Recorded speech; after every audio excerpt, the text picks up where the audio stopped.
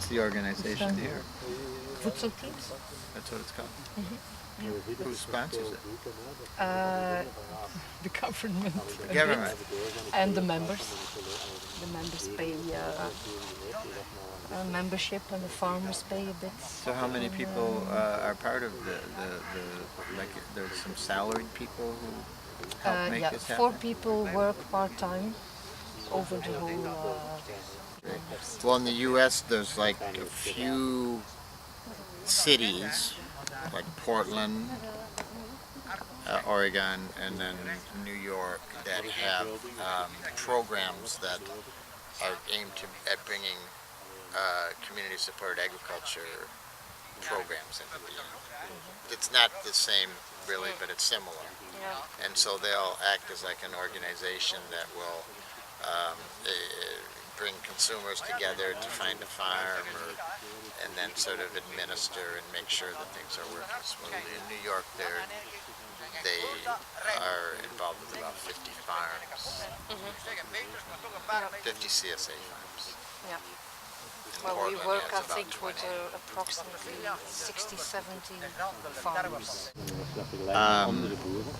Well, I love anything that will bring the consumers in contact with the farmer and start dialogue and understanding, and then bring support to a farmer on his or her farm. It means a lot to me, and and anything that's going to support agriculture and make it more prosperous and more strong and more understood makes me happy.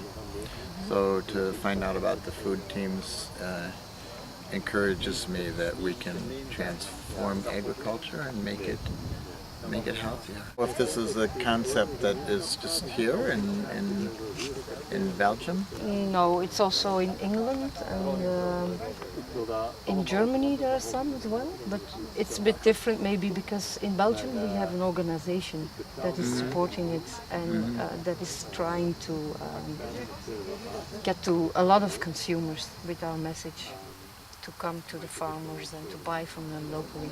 So that's a bit different. In other lands, it's more like the farmers themselves who has to try and get the consumers to come to them. Yeah, there's such a separation. Well, in the United States, it's really quite extreme, but the separation between the farmer and then the people who eat. Mm-hmm.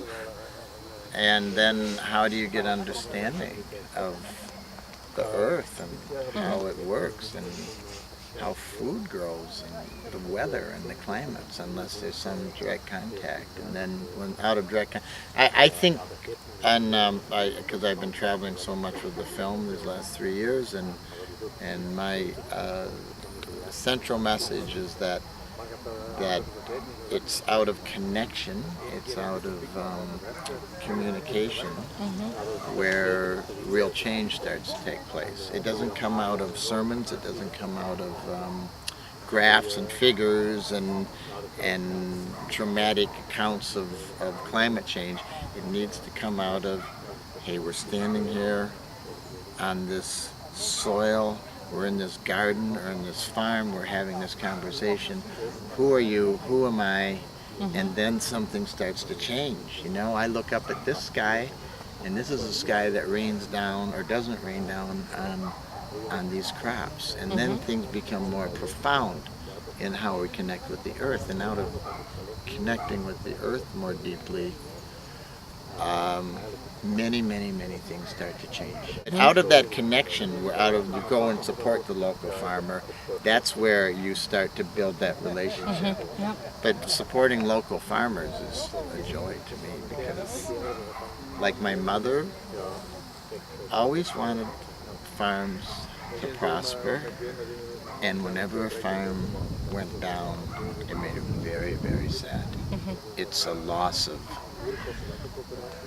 life. It's a loss of some very poetic, dynamic sort of chapter on the earth when a farm ends. And it made her very sad, and it makes me very sad. And so I'm always in favor of whatever's going to support these farms and keep them in business and keep their dynamic, dramatic, poetic,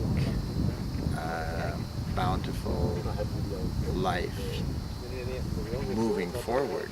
And I mean, farms are beautiful places, and I don't think people really recognize it. I don't think people think about a farm as a place Well, of they've great. lost a bit of the contact, and that's what we're trying to do, to bring them back to the farmer and to realize my vegetables that I'm eating, they don't grow in the shops, they grow here, and there's a that's lot a of work story. involved and a lot of Feeling. involved as well. And Breath. people don't know that anymore, Yeah. and that's what we're trying to bring back to them, Yeah. to understand it better. Your food teams, I mean, Yeah. really? Well, there's about 1,500 members, but we count a member, a whole family is one member to us. So most of them are families with a couple of kids and a few.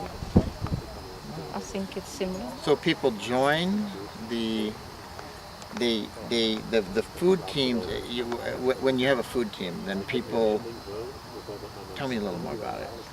We're in contact with the farmers, so they have a meeting together, and then they start, and they have to do a lot of things themselves, like commanding, paying,